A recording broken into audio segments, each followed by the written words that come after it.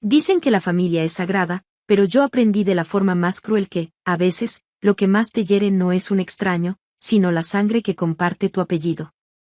Me llamo Lucía Ramírez, y esta es la historia de cómo desperté de una cirugía con el cuerpo lleno de puntos, y con el alma hecha pedazos al descubrir que mi propia familia me había robado todo lo que tenía.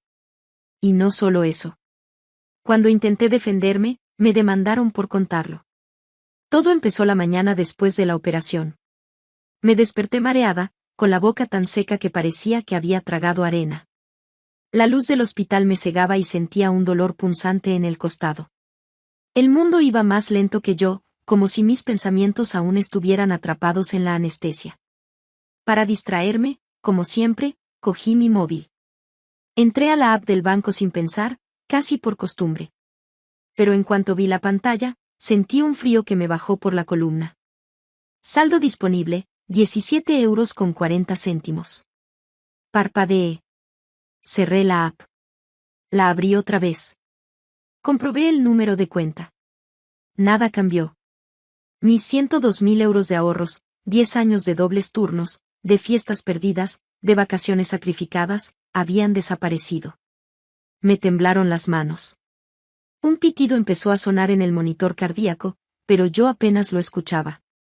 Solo podía ver ese número absurdo. Quería creer que era un error, que el banco estaba fallando, que no podía ser real. Pero lo era. Respira, Lucía, me repetí, respira. Cuando por fin pude sostener el móvil sin que se me cayera, llamé a mi primo Sergio. Error. Él contestó riéndose, como si nada pasara. Hombre, la bella durmiente, ¿qué tal el spa del hospital? No me reí. Sergio, ¿qué ha pasado con mi cuenta bancaria? Ese tono burlón se evaporó. Tranquila, mujer. Solo movimos unas cosillas. ¿Tu dinero no hacía nada ahí parado? Sentí el estómago encogerse. ¿Qué habéis hecho? Pregunté intentando que mi voz no se rompiera. Lucía, la familia necesitaba ayuda. Ya hablaremos. Y colgó. Lo siguiente que hice fue llamar a mi tío Andrés. Él ni siquiera fingió sorpresa. Lucía, cariño, la familia cuida de la familia. Ese dinero se usó para cosas importantes, la operación de tu madre, la matrícula de tu prima. Todos aportamos. ¿Aportamos? Dije temblando. Era mi dinero, mis ahorros. Él soltó una risita desagradable. Tampoco estabas en condiciones de dar permiso, ¿no? Estaba sedada. Esa frase me clavó una espina en el pecho. Sedada. Inconsciente. Vulnerable. Y ellos aprovecharon ese momento para vaciarme. Colgué. Me ardían los ojos, pero todavía quedaba una llamada. Mi hermana. Clara. Si alguien podía decirme que era un error, era ella. Contestó con el tono de siempre, como si estuviera harta antes de empezar. Lucía, no montes un drama. Ibas a malgastar ese dinero en un piso viejo. Lo usamos donde hacía falta de verdad. Me quedé muda unos segundos.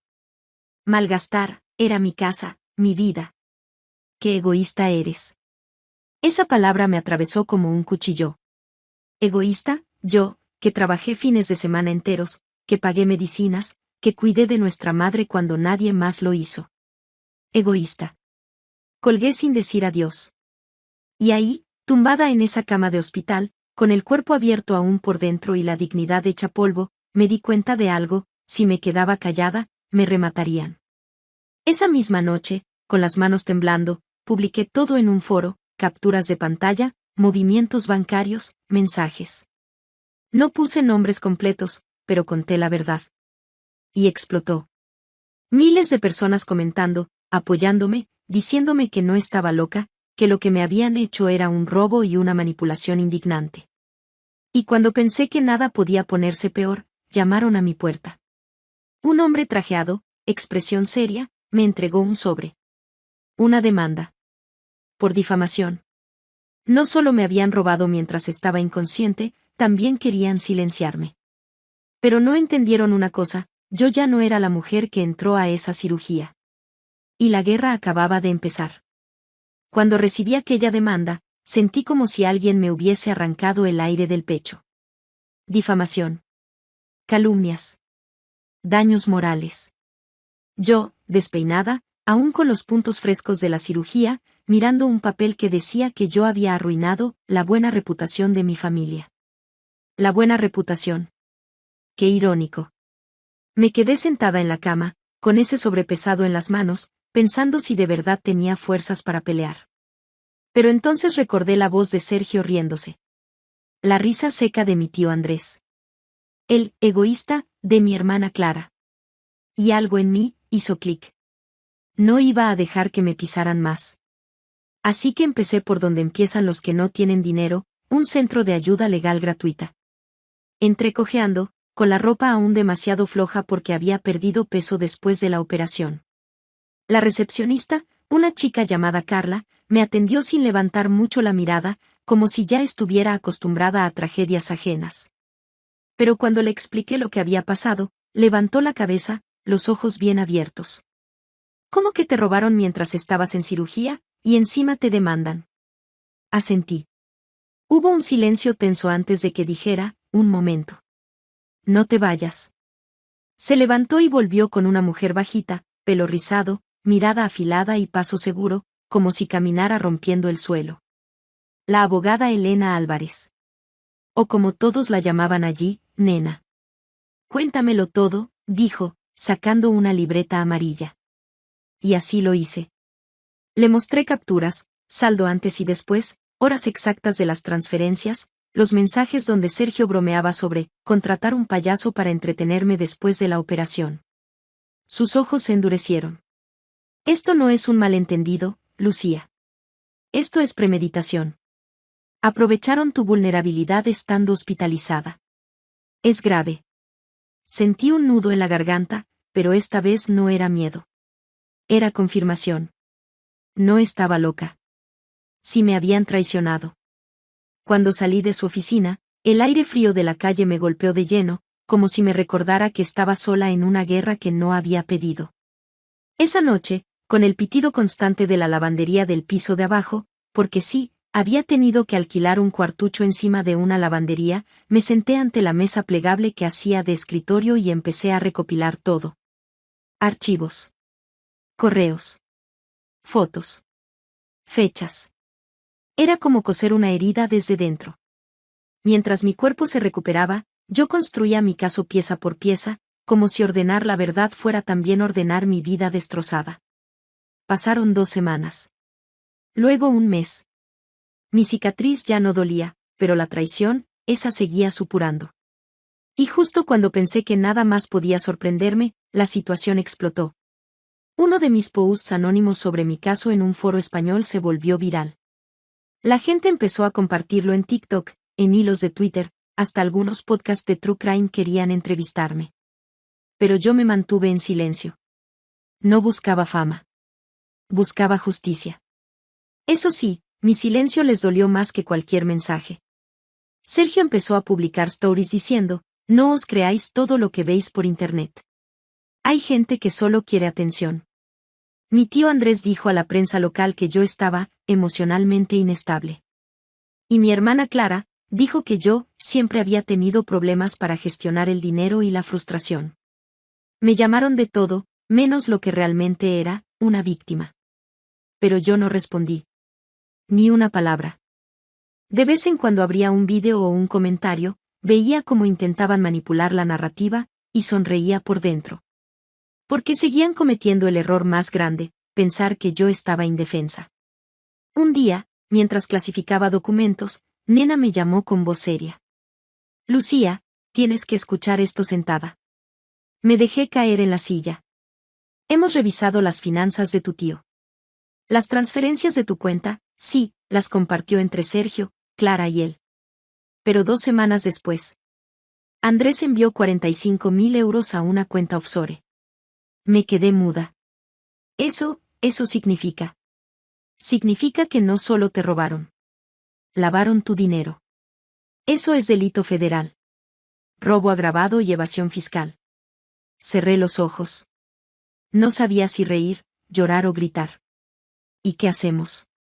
Hubo una pausa. podemos ir al juez ya. Pero si estás dispuesta a esperar un poco, podemos construir algo más grande. Mucho más grande. Mi respiración se volvió más lenta. Sentí un cosquilleo extraño. No era miedo. Era poder. Hagámoslo, dije. Y así empezó la fase silenciosa. Mientras ellos seguían hablando de la loca de la familia, en redes sociales, nosotros enviamos pruebas a un investigador del gobierno. Y yo me quedé callada. Tan callada que pensaron que había abandonado. Un día, Sergio subió un TikTok con gafas de sol diciendo, hay gente que no sabe aceptar consecuencias.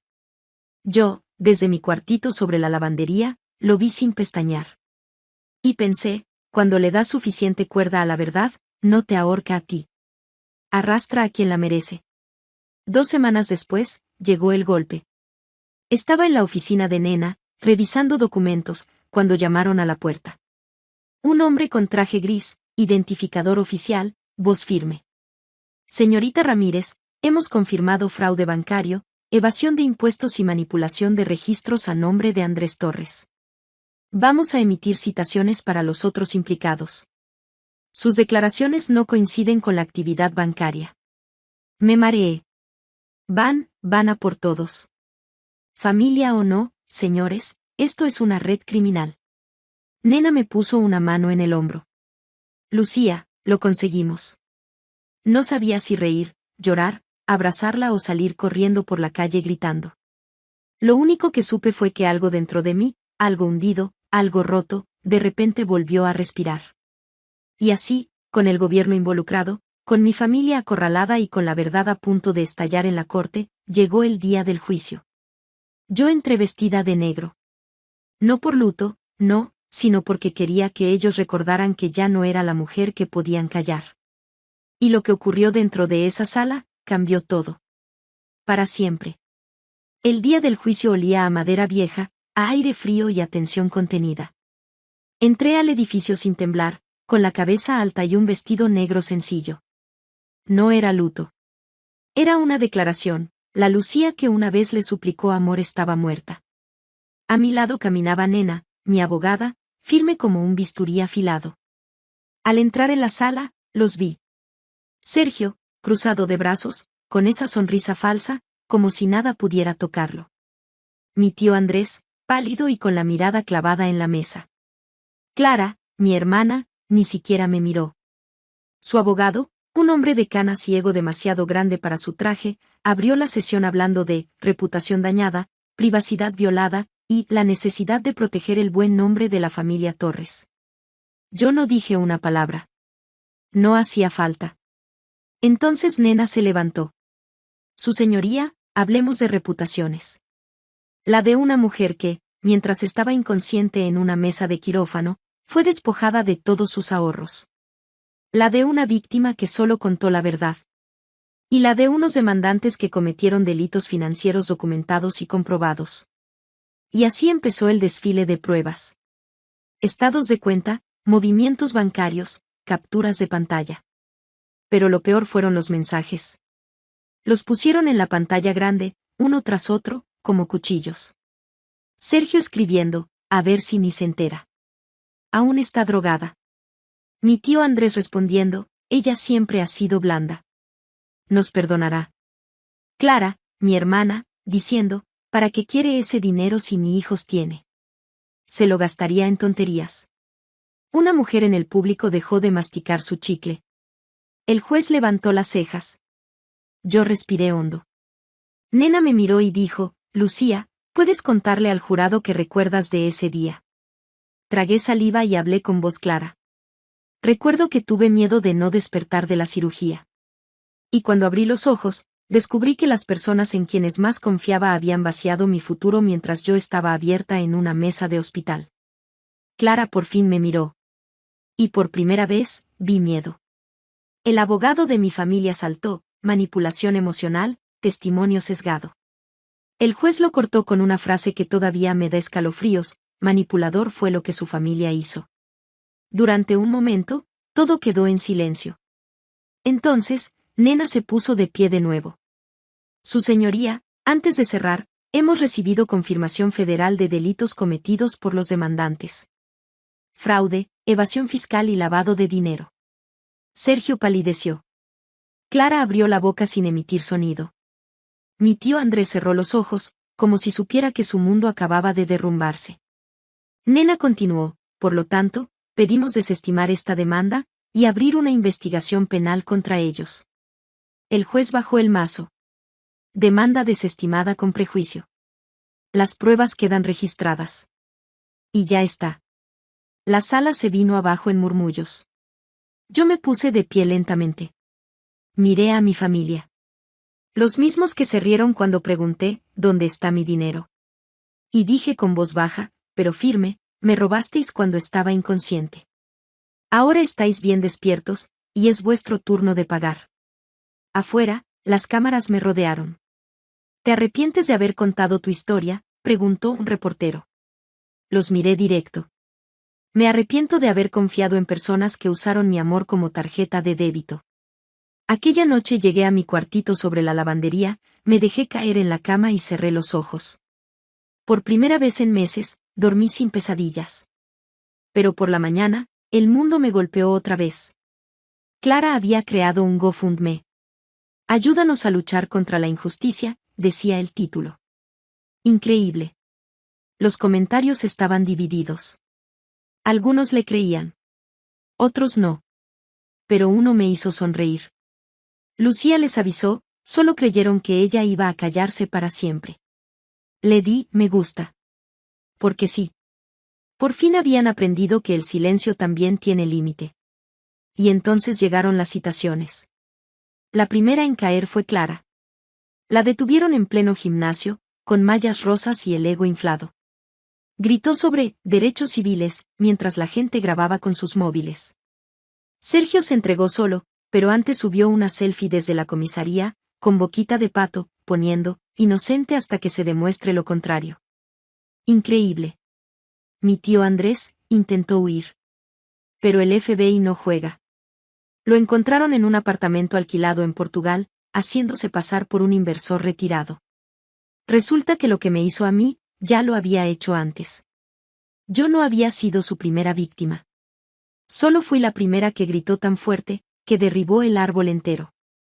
El día de la sentencia lo recuerdo como un martes gris, con olor a lluvia. Me senté en la primera fila. No sentía rabia. No sentía miedo. Sentía paz. Sergio recibió 18 meses de libertad condicional. Clara, 12 meses suspendidos con restitución obligatoria. Y mi tío Andrés, 6 años. 6 años en prisión federal. Cuando le cerraron las esposas, no me miró. Y me alegro. No necesitaba su mirada. Yo ya tenía lo que necesitaba, la verdad reconocida. Al salir del juzgado, metí la mano en el bolsillo de mi abrigo y saqué algo que no tocaba desde el primer día de todo esto, la pulsera del hospital. La sostuve entre los dedos. Esa cinta de plástico representaba la frontera entre la Lucía que aceptaba migajas, y la Lucía que aprendió a morder. Una chica que pasaba me reconoció. Oye, eres la del caso. Solo quería decirte que te creo. Estoy pasando por algo parecido. La miré a los ojos. No estás loca, le dije. Y no estás sola. Aquella misma noche, revisé mi bandeja oculta de Facebook. Entre mensajes de desconocidos, había uno que me heló la sangre, un mensaje de Clara. Decía, sé que no merezco que leas esto, pero lo siento. Siempre te tuve celos. Trabajaste por todo. Yo nunca quise ver la verdad. No espero tu perdón. Solo espero que nunca más nadie te quite nada. Lo dejé sin responder. Porque el perdón es un puente que esta vez no pienso construir yo sola. Abrí la app del banco. Había llegado el primer pago de restitución ordenado por la corte. No era mucho. No compensaba todo. Pero por primera vez en mucho tiempo, mi cuenta volvió a tener 5 cifras. Sonreí.